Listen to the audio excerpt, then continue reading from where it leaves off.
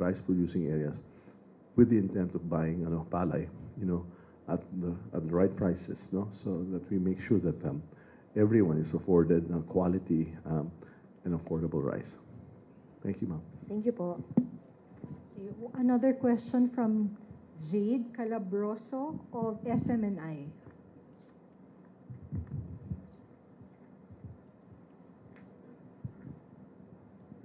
Good evening, Mr. Speaker, and to all the lawmakers and AFP Chief Staff. Sir, kanina, follow-up question lang po doon sa confidential funds on OVP and also the Department of Education. In line with the latest statement of the Vice President, ibig ho bang sabihin, do you still consider na bigyan pa rin ng confidential funds ang OVP or the DepEd, considering the security of the children and the young people based on the statement na rin ng ating Vice Presidente, or totally mawawala talaga? Are you still, considering that?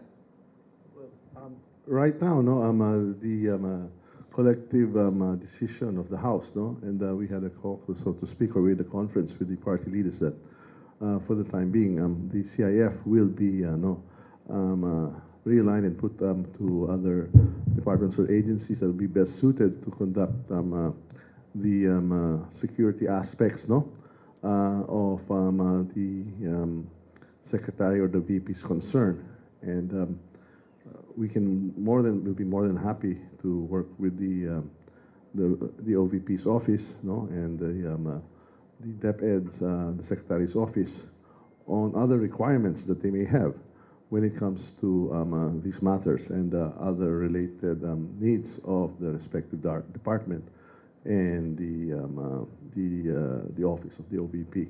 So we're very open if they have other requests or other suggestions on how we move forward.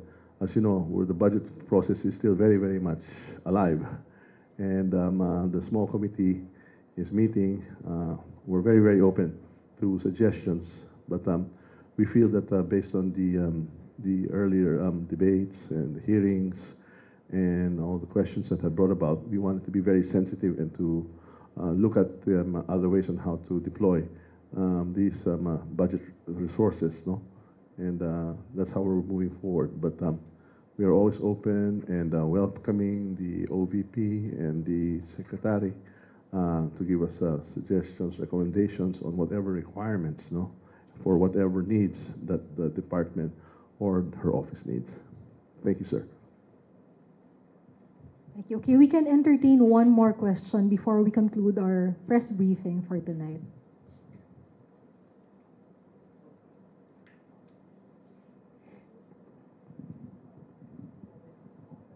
Hello. Yes, hello. Good evening. I'm Edison from Manila Bulletin. Good evening to everyone from the panel. Speaker, hello po. My question actually is for General Browner. Boss, given that no less than the Speaker, Martin Romualdez po, he visited Pag-asa, touched base with the soldiers and the people there, how does that make you feel po? Well, of course, that makes me feel very happy. In fact, I'm happy that the Speaker invited me to come with him to Pag-asa. This is my third time to visit the island, Pag-asa Island. And the last time I was there, the runway, the surface of the runway was still dirt. But this time when we landed on concrete. It was very nice. It was extended. And I also saw that there was electricity already in the area. The last time I was there was no electricity. Napocor is there to provide electricity to the whole island. And there are more facilities now in the island. And we are also extending the port area so that our fishermen can come in whenever they need shelter. But we still have a lot of things to do. We still have a lot of improvements to make, not just in Pag-asa Island, but in the other 8 features that we are occupying. The name of the game in the West Philippine Sea is effective presence. Ibig sabihin, kung sino ang nandyan, siya ang may control nung area na yon, that specific area. And the symbolism of Pag-asa Island is that it represents our sovereignty and our sovereign rights, because the island is actually the farthest island from our baseline in the western portion of our country.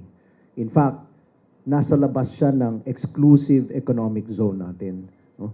But that area represents a territory that is occupied by Filipinos. In fact, nandun kanina si Mayor ng Kalayaan when we went there. He was there to welcome us. And the whole community nandun rin. They were all there, including the children at yung mga sundalo natin. We have about 130 soldiers, policemen, airmen, marines in the island.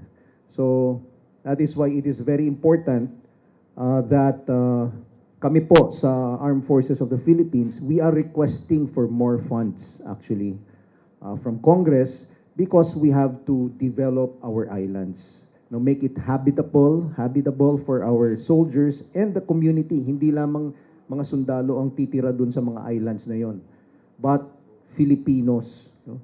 So, marami pa tayong kailangang gawin.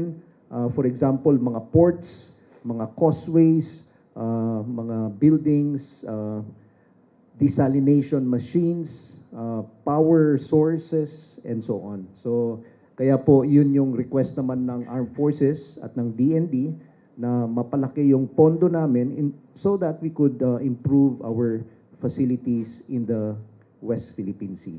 Thank you.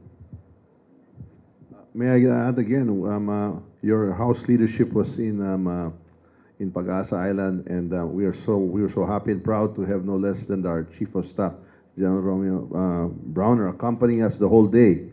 We felt so secured, we felt so relaxed. That's why yung pinag-usapan na natin, maganda ito maging resort because we feel so secure and so relaxed.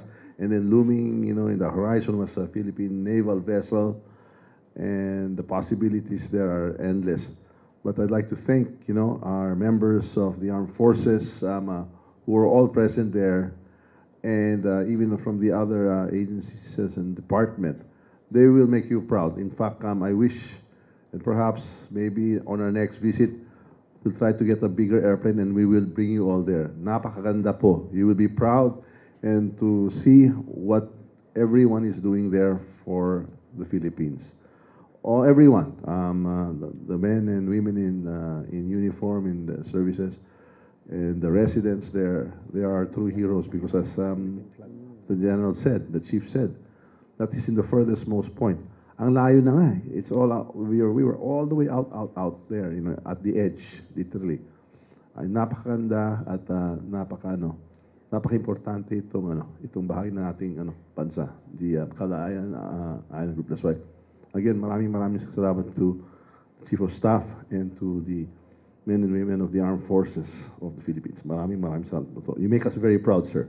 And help is on its way.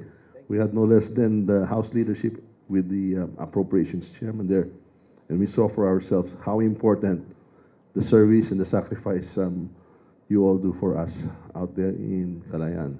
Maraming salamat. And then thank you so much for all of you for waiting for us patiently, and we hope that we can do more for our people, not just here, where everyone is, but also in islands like the Kalayaan Island Group, and that will do so much for the country.